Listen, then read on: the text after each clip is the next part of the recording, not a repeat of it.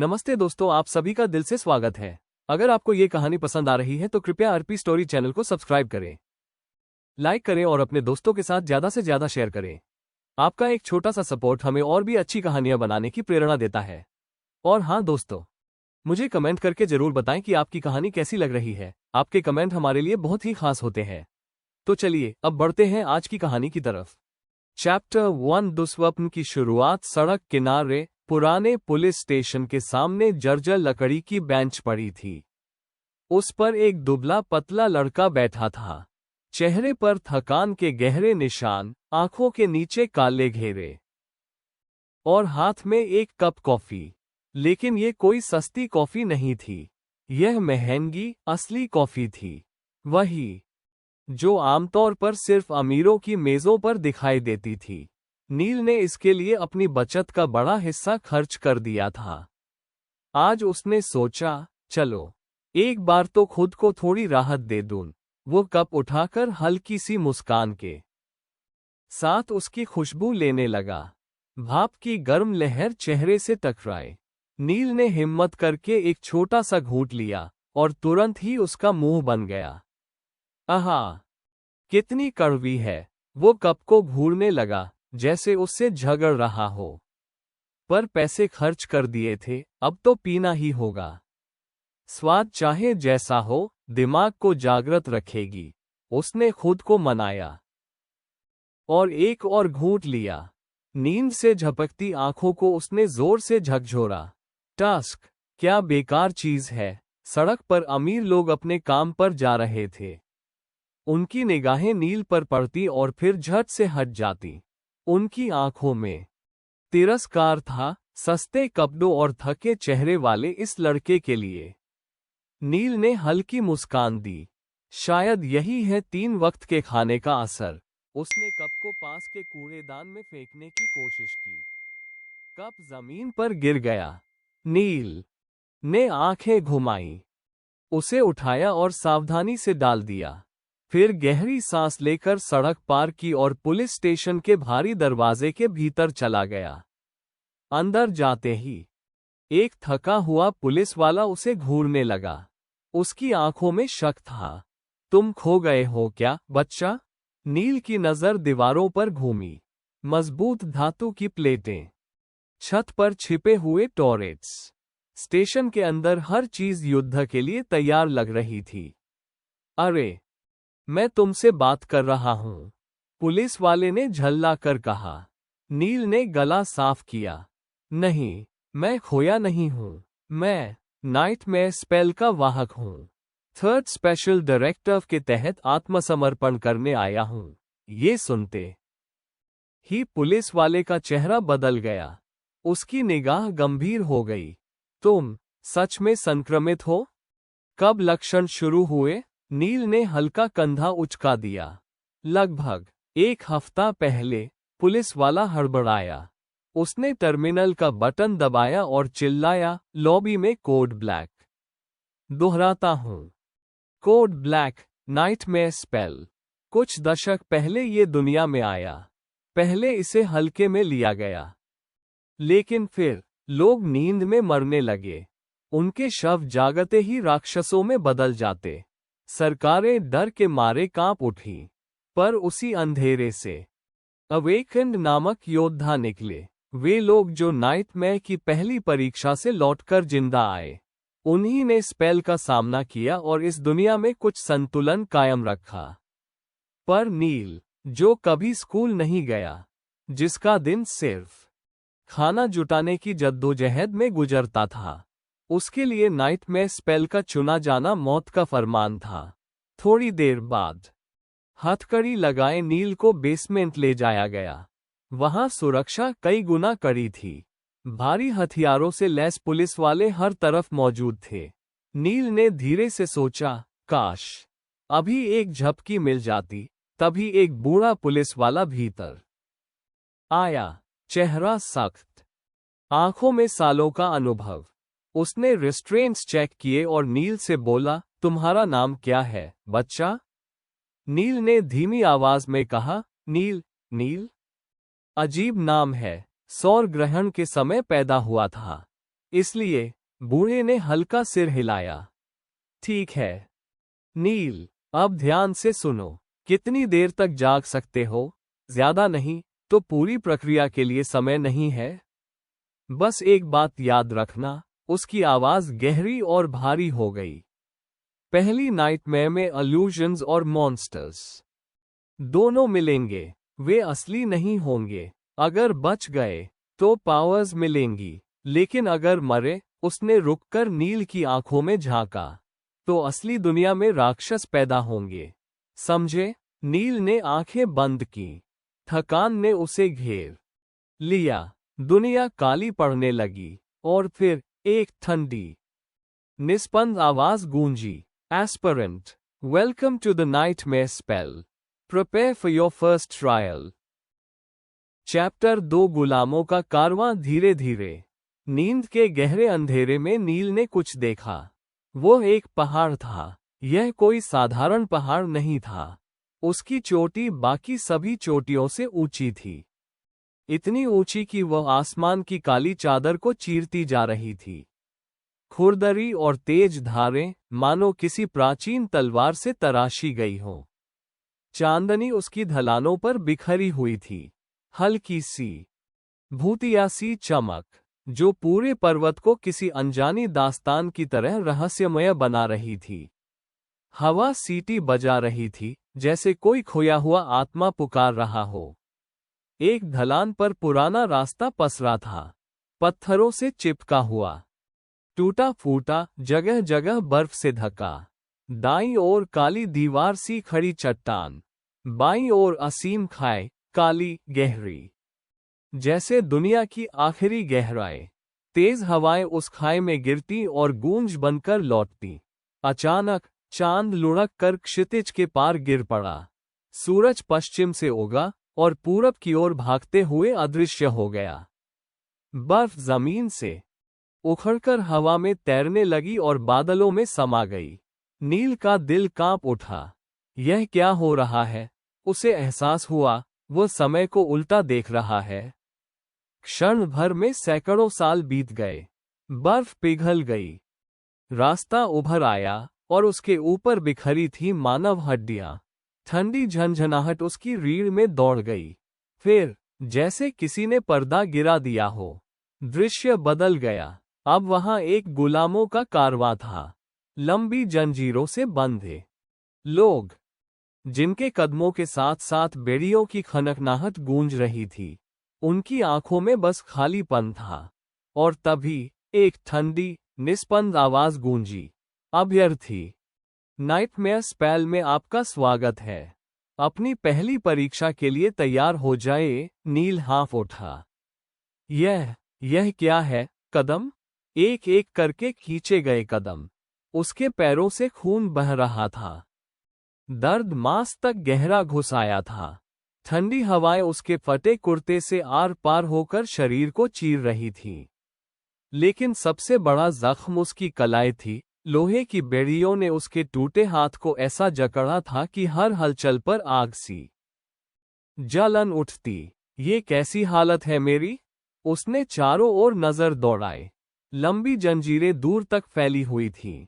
उनसे दर्जनों लोग बंधे हुए थे, आंखों में थकान, चेहरों पर भूख और निराशा। नील के आगे पीछे अलग अलग चेहरे थे। आगे एक चौड़े कंधों वाला आदमी।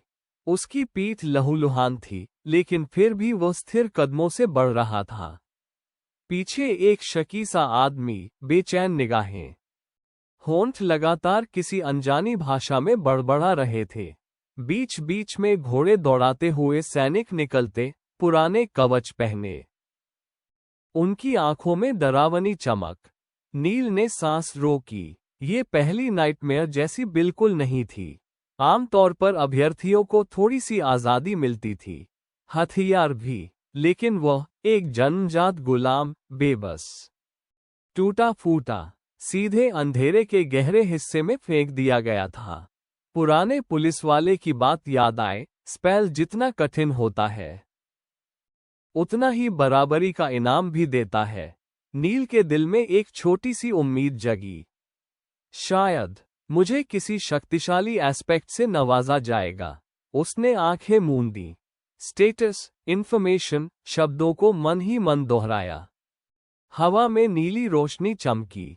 अनोखी लिपि उभर आए। नील उसे समझ नहीं पा रहा था, पर अर्थ अपने आप उसके मन में उतरने लगे। और जब उसने अपना एस्पेक्ट देखा, उसके पैरों तले जमीन खिसक गई। नाम, Neel. Rank, aspirant soul core. Dormant attributes, fated, mark of divinity. Child of shadows, aspect, temple slave, aspect विवरण। गुलाम, एक बेकार प्राणी। टेम्पल स्लेव भी वैसा ही है, बस इसकी दुर्लभता इसे और अजीब बनाती है। नील ठिठक कर रुक गया। ये मजाक है। उसके होंठ कांप उठे। No useless aspects. My ass. उसके कदम लड़खड़ा गए। जंजीर खींच गई। पीछे वाला शकी आदमी चिल्लाया, सावधान हरामजादे, जंजीर मत खींच। नील संभलने की कोशिश करने लगा, लेकिन फिर जंजीर खींच गई। तुम छोटे गधे, मैं तुम्हें मार डालूंगा। आगे वाला चौड़े कंधों वाला आदमी हंसा। क्यों परेशान हो रहे हो? सूरज उगते ही यह मर जाएगा। पहाड़ उसे निगल जाएगा। और हमें भी, बस थोड़ी देर बाद। उसने ठंडी सांस भरी। मुझे नहीं पता इंपीरियल्स क्या सोच रहे हैं। पीछे वाला शकी आदमी झल्ला उठा। नहीं, मैं जीवित रहूंगा। नील चुपचाप कदम संभालता रहा। उसके मन में एक विचार कौन था, कितना अजीब जोड़ा है। तभी तीसरी आवाज आई। गंभीर, नर्म और बुद्धिमान। ये रास्ता आमतौर पर गर्म रहता है। बस किस्मत खराब थी। इस लड़के को मत मारो। नील ने सिर मोड़ा। क्यों? उसके निशान देखे। वह जन्मजात गुलाम है, टेम्पल स्लेव। हाल ही में इंपीरियल्स ने शैडो गॉड का आखिरी मंदिर ढहा दिया। और यही वजह है कि यह यहाँ है। आगे वाला गुर्राया। हमें इससे डरने की जरूरत क्यों होनी चाहिए? क्योंकि एम्पायर की रक्षा वो गॉड करता है, लेकिन यहाँ हमें कोई देवता नहीं बचाएगा। क्या तुम देवता का अपमान करना चाहते हो? घोड़ों की टापों की आवाज गूंजी। सफेद घोड़े पर एक युवा सैनिक आया। चमड़े का हल्का कवच, हाथ में भाला और छोटी तलवार। नील ने उसकी ओर देखा। इतना साधारण, फिर भी नायक सा दिखता है। सैनिक ने झुककर कहा, थोड़ा और सह लो, हम जल्द ही रुकेंगे। पानी पी लो। नील हाथ बढ़ा ही रहा था कि अचानक चाबुक की तेज आवाज गूंजी। उसकी पीठ पर जलन की लपट दौड़ गई। वह दर्द से जमीन पर गिर पड़ा। बूढ़ा सैनिक चाबुक फटकारता हुआ आगे बढ़ गया। नील ने खून से लाल आंखों से उसे देखा। पहले तुझे मरते देखूंगा। उसने पीछे झांका। युवा सैनिक चुपचाप सिर झुकाए खड़ा था। नील की निगाहें ठंडी हो गईं। और तू? दूसरा। हवा और तेज हो गई। कारवां आगे बढ़ता रहा। जंजीरों की खनकनाहट, घोड़ों की टापें और पहाड़ की निस्तब्ध गूंज। नील का दिल कसक रहा था। कहीं न कहीं उसे एहसास हो गया था, ये परीक्षा उसकी आत्मा को तोड़ने आए है।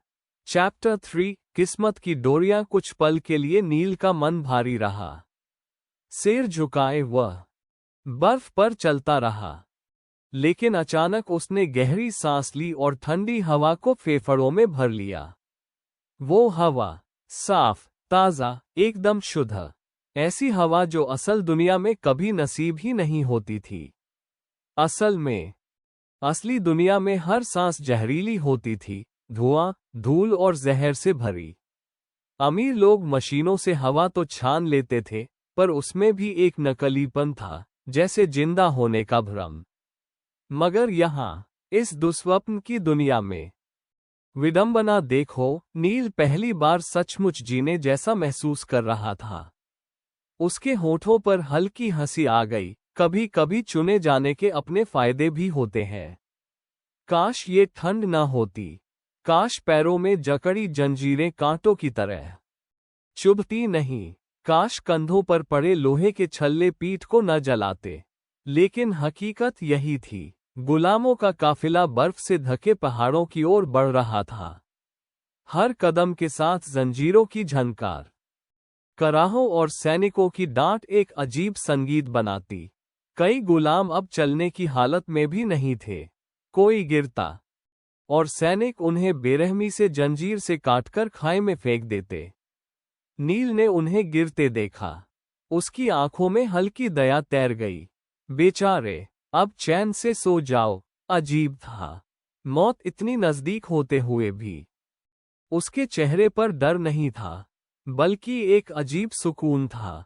असल में नील मौत को बहुत पहले ही अपना चुका था। जब पहली बार जादुई श्राप ने उसकी नसों को छुआ था, तब वो कांप उठा था। 17 साल की उम्र से पहले मर जाना, ये सोच ही किसी को तोड़ने के लिए काफी है। लेकिन कुछ दिनों बाद उसने अपने माता पिता की याद में एक पुराने पेड़ पर 2 लकीरें खोदी और उसी पर तीसरी लकीर खुद के लिए बना दी। उस पल उसने मान लिया, जब सबसे बुरा पहले ही तय है तो डर किससे। इसी सोच ने उसे मजबूत बना दिया था। उसे पता था ठंड उसे नहीं मारेगी। नहीं, मौत किसी और रूप में आने वाली थी। उसने पहले ही उसकी झलक देख ली थी। बर्फ के नीचे हड्डियों का ढेर, राक्षसी दल का हमला, और वो हमला अब बस कुछ ही घंटों की दूरी पर था। मतलब उसके पास अभी भी एक मौका था। नील ने मन ही मन रून बुलाए। रोशनी की पतली रेखाएं उसके सामने तैर उठी। उसके आंकड़े, पिछली बार उसने इन्हें गुस्से में अनदेखा कर दिया था, लेकिन अब उसने गौर से पढ़ा। भाग्यशाली, किस्मत की डोरियां तुम्हारे चारों ओर कसकर लिपटी है। असंभव घटनाएं तुम्हारी ओर खींचती है, कभी वरदान बनकर, कभी अभिशाप बनकर। दिव्यता की छाप तुम्हारे भीतर एक हल्की दैवीय आभा है, जैसे बहुत पहले किसी देवता की उंगलियां तुम्हें छू गई हो। छायाओं का संतान, परछाइयां तुम्हें अपना मानती है। नील हल्का सा मुस्कुराया। पहला गुण, भाग्यशाली, वो उसकी सबसे बड़ी मुसीबत था। किस्मत हमेशा उसके साथ खेल खेलती थी। शायद इसी वजह से उसे इतना अजीब और बेकार सा एस्पेक्ट मिला था। बाकी दोनों गुण उसकी नई पहचान, टेम्पल स्लेव, से जुड़े थे। दिव्यता की छाप कुछ खास मंदिरों में काम आ सकती थी, पर यहां इसका कोई फायदा नहीं था। छायाओं का संतान, यह अजीब था। उसने पहले कभी इसके बारे में नहीं सुना था, लेकिन जब सूरज डूबा और घना अंधेरा छाया, तो उसने देखा, वो सब कुछ साफ देख पा रहा था, जैसे दिन का उजाला हो। उसके होठों पर सच्ची मुस्कान आ गई। कम से कम कुछ तो अच्छा मिला। काफिला रोको, डेरा डालो। मुख्य सैनिक के आदेश पर सब थम गए। गुलाम थकान से गिर पड़े। जगह थोड़ी चौड़ी थी और एक बड़ी चट्टान हवा को रोक रही थी। सैनिकों ने आग जलाए, घोड़ों को बांधा और गुलामों को गोल घेरे में बैठा दिया। ताकतवर लोगों को बीच में धकेला गया और कमजोर बाहर किनारे पर कांपते रह गए। नील के पास बैठा चौड़े कंधों वाला आदमी बड़बड़ाया, हरामखोर साम्राज्य वाले। थोड़ी देर बाद सैनिकों ने सबको एक एक गंदी सी रोटी और थोड़ी बदबूदार पानी की बोतल थमाए। नील ने बिना सवाल किए खा लिया। भूख अभी भी बरकरार रही, लेकिन कम से कम पेट में कुछ तो गया। पीछे बैठा चालाक गुलाम गुस्से में गरज उठा, धत तेरे की, जेल में भी इससे अच्छा खाना मिलता था। तभी उसकी नजर बर्फ से झांकती लाल बेरियों पर पड़ी। वो घुटनों और हाथों के बल रेंगता हुआ उनकी तरफ बढ़ा। नील ने धीमे स्वर में कहा, मैं सलाह दूंगा, इन्हें मत खाना। उसने आवाज की दिशा में देखा।